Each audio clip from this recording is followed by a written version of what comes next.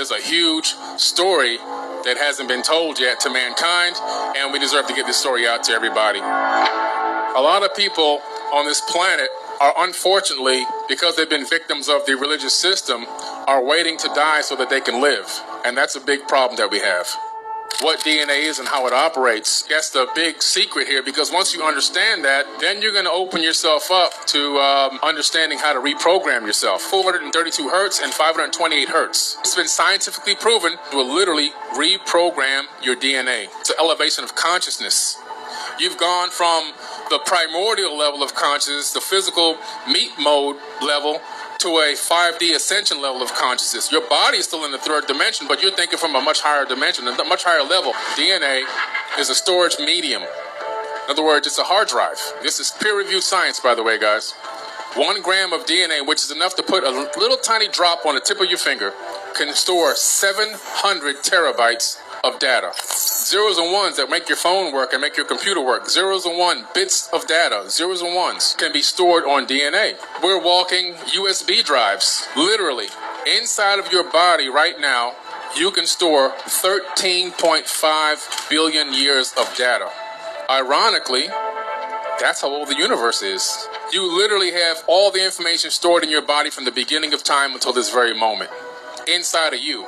So when people say the universe is in you, it's not just a figure of speech. Like, the universe is really in you. Everything that was here from the beginning is here right now. Nothing's been added, nothing's been removed due to the law of thermodynamics. Energy cannot be destroyed, it can only be transformed. But you're just here right now in this particular form at this particular moment. But all the information in your DNA will go back, if you had the capability of decoding it, will allow you to find this out. This is why, and some of you here know that I talk a lot about the Anunnaki, these Atlantean beings that came here in the distant past and genetically modified the existing hominid. They didn't create people, they modified people. If you really analyze the text, and I'm not just talking about Sumerian text, you have to go into several different versions of text, the Enuma Elish and Seven Tablets of Creation, the Atra-Asis epic, the Epic of Gilgamesh, you go into the Emerald Tablets, you discover that there was already a hominid here and it was genetically modified. That was our cousin before Homo sapiens existed. What did they do to us to make us into this slave race to do the work for them? They disconnected our DNA. That's what you have called now junk DNA. It's not junk, guys. It's unplugged DNA. Why did they unplug it?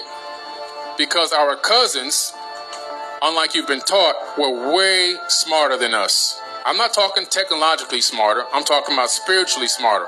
More in tune with nature, more in tune with the universe, more in tune with the planet itself, the Schumann resonant frequency of the earth. They had bigger brains, proven because we found the skulls all over the planet.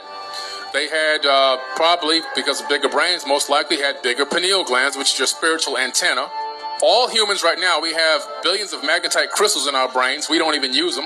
They probably had access to their magnetite crystals, which is what turtles use to navigate the oceans to come back to where they're going to lay their eggs. And birds, they flock to the south and the winter and so forth, all using the magnetic field.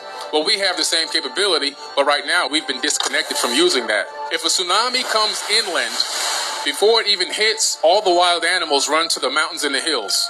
You never see wild animals getting swept away by a tsunami. We've been disconnected. You know, our DNA has been disconnected.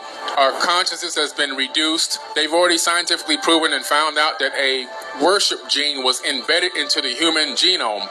And they don't know who did it, but they can tell you that it was around 200,000 years ago. The same time that they discovered that chromosome number 2 in the human body was taken out, fused together, and 2 telomere caps were put on each end.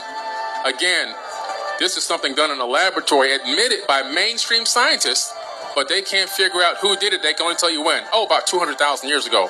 Well, what do the tablets say? 200,000 years ago is when they first genetically modified the existing hominid on this planet. And these tablets predate any Zecharia Sitchin's translations. Zecharia Sitchin, I want to clear this up real quick before I even proceed, never translated any Sumerian tablets. That's a hoax. He's one of the greatest researchers in the history of this planet, because what he did was he took pre-existing translated information and he painted a picture for us based off of the translations that already existed, and he wrote books about it.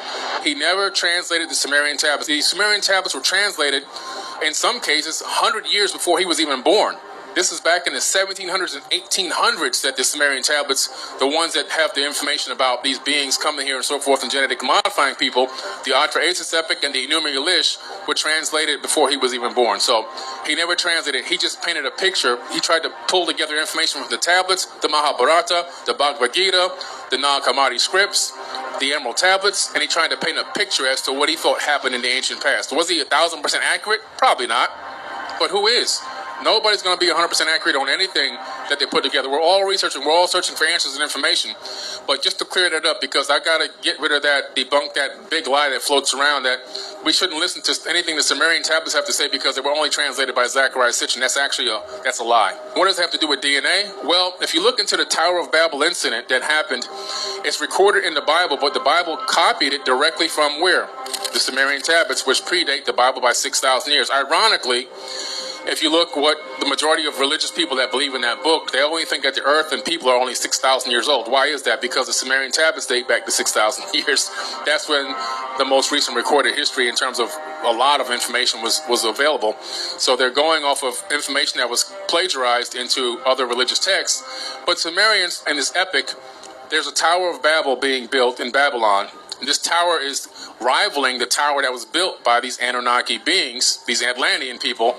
Now, whether the tower was a replica, direct, like an identical copy, whether it was like a cargo cult where we kind of deified these people as gods and we're just trying to mimic and we used straw and clay brick to build a tower that mimicked what they built, it doesn't matter. The fact is, we came together as one, all of us, and we built something together. And our reason behind it was to either honor the gods or duplicate what they were doing. And if you look at some of the ancient texts, biblical or either Sumerian, Emerald tablets, and even some of the Indian books, you'll discover that people were living for thousands of years. Well, what happened? All of a sudden, they stopped living for... These are human beings, not gods. Humans were living for thousands of years. Now, mainstream science wants to say, oh, it's because they had more oxygen and all this kind of crazy stuff. No, man. We've been genetically modified, just like the seeds on this planet. That's why. But let's take it to the next step now. Now they have discovered that epigenetic memories can be passed down 14 generations inside of DNA. Memories. So you're wondering why you feel fear of this and fear of that, or you have a phobia of this or a phobia of that, or you feel strongly about this and not so strongly about that. It's not because it runs in your family. It's because it's in your DNA. Memories are in your DNA. So what does this have to do with us? Well, every single race on this planet has been enslaved. Now, in more recent times, we've had one race try to enslave other races more than others. But, however, you have to understand this. We're all still slaves in the matrix. Every single person on this planet is a slave right now at this moment. So if you see somebody that's stressing, that's under pressure, that's feeling the negative effects of what happened in the past, you can't just wipe it away and say, it's over now, you should forget about it. Because what they're truly doing is they're suffering internally. It's an internal thing. And it's not going to go away immediately. It's going to take some time to do what? Reprogram. We have to reprogram the DNA. Now, how does this work with the law of attraction?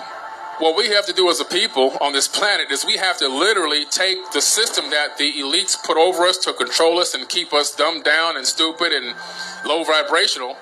Take that same exact system and flip it. Use the same methods, but for positive, for high frequency information.